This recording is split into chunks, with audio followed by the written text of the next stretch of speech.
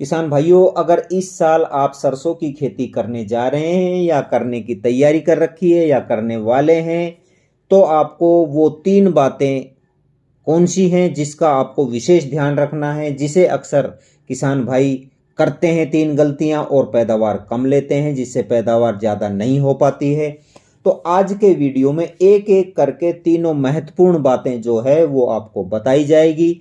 सबसे पहले, यदि आप चैनल पर नए हैं, अभी तक चैनल को सब्सक्राइब नहीं किया है, तो आपका ये अपना चैनल है, सब्सक्राइब कर लीजिए और वीडियो को ज़्यादा से ज़्यादा लाइक करें और वीडियो को शेयर करें। तो किसान भाइयों, आपको पता है हमारी जो ये सरसों की परंपरागत खेती है, जो भारत के अंदर बहुत बड़े रकबे के अंदर, बहुत बड़े हिस्से के अंदर ये पैदा की जाती है और बहुत ही कम खर्चे की ये खेती मानी जाती है। और कहते भी हैं कि बीज, खाद और पानी दे दो और सरसों की खेती हो गई। अगर दोस्तों सरसों की अच्छी पैदावार निकल जाती है, बहुत ही अच्छा मुनाफा दे देती है। तो सरसों की रिकॉर्ड तोड़ पैदावार लेने के लिए, सरसों की बम्पर पैदावार लेने के लिए वो कौन सी 3 गलतियां हैं जो हमें अपने खेत के अंदर नहीं करनी चाहिए, नहीं करनी है। तो सबसे पहले मैं आपको बता देता हूं कि सरसों की जो बिजाई है वो हमें सही समय पर कर लेनी चाहिए, तथा बीज का भी हमें विशेष ध्यान रखना है। पुराना बीज हमें नहीं बोना है।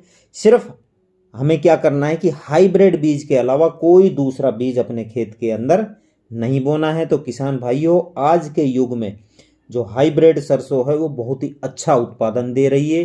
तो आपको अपने एरिया के हिसाब से बीज का चयन करें, जो आपके एरिया के अंदर अच्छी पैदावार, हाइब्रिड जो बीज है उसकी आप पैदावार करें। और पायनियर का बहुत अच्छे अच्छे बीज आ रहे हैं, तो वह बीज आप भी बोए। और आपको मैं बता देना चाहता हूं दोस्तों, आपको 20 अक्टूबर तक आपको अपने खेत के अंदर सरसों की बुआई कर लेनी चाहिए। उसके बाद अगर आप लेट बुआई करते हैं, पछेती बुआई करते हैं, तो फिर सरसों के फूलों के अंदर जो मोयले कांटे हो जाते हैं, जिसे चेपा भी कहते हैं देसी भाषा के अंदर, वो हो जाते हैं। फिर वो टहनियों का अच्छी तरह से विकास नहीं होने देते हैं, जिससे फूल व फलियों की कमी रह जाती है। पर्याप्त मात्रा के अंदर आगे नहीं बढ़ेगा तो फलियां नहीं लग पाएगी। तो इसलिए समय पर हमें सरसों की बुआई किसान भाइयों जरूर कर लेनी चाहिए। और दूसरी मोस्ट इम्पॉर्टेंट बात आपको करनी है, बुआई से पहले नाइट्रोजन, फास्फोरस, पोटास और सल्फर, ये 4 पोषक तत्व हमें जरूर डालने चाहिए खेत के अंदर बुआई के समय। अगर इनकी हम बुआई की समय देंगे तो हमारे खेत के अंदर किसी भी पोषक तत्वों की कमी नहीं रहेगी और बहुत ही अच्छी हम पैदावार लेंगे। वो तरीका आपका कोई भी हो सकता है इसको डालने का, चाहे सूखे में बो रहे हैं, पलेवा करके बो रहे हैं, या नमी की हम आल की सरसों बो रहे हैं, लेकिन ये 4 पोषक तत्व आपको देने ही हैं अपने खेत के अंदर।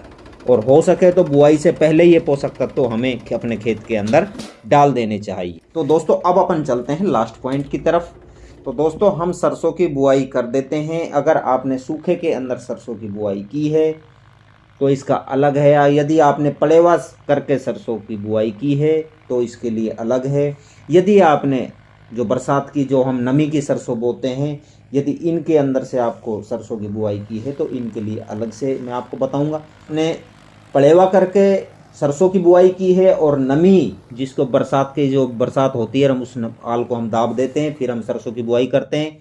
तो उसके अंदर से जब सरसों अंकुरित हो जाती है, जब हम फर्स्ट पानी देते हैं, तो उसके अंदर आपको क्या करना है, यूरिया जो नाइट्रोजन खाद होता है वो हमें फर्स्ट पानी के अंदर जरूर डालना है। अंकुरित होने के बाद में जब हम फर्स्ट पानी लगाते हैं खेत के अंदर तब।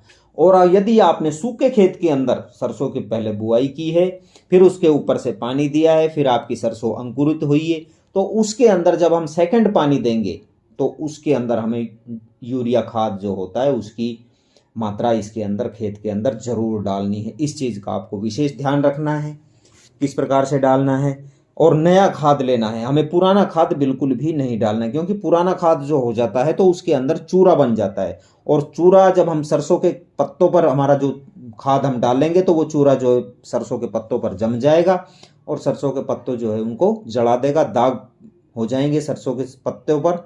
इसलिए हमें नया खाद ही लेना है, नया खाद ही हमें सरसों के अंदर डालना है। भाइयों, ये जो मैं विधि आपको बताई है, 3 काम यदि मैंने आपको ये जो बताए, यदि आपने ये सही से आपने 3 काम किए अपने खेत के अंदर सरसों के अंदर ध्यान रखकर, तो आप बम्पर पैदावार ले सकते हैं, रिकॉर्ड तोड़ आप सरसों पैदावार ले सकते हैं। तो किसान भाइयों, ये विधि अपनाएं और बम्पर पैदावार लें। धन्यवाद।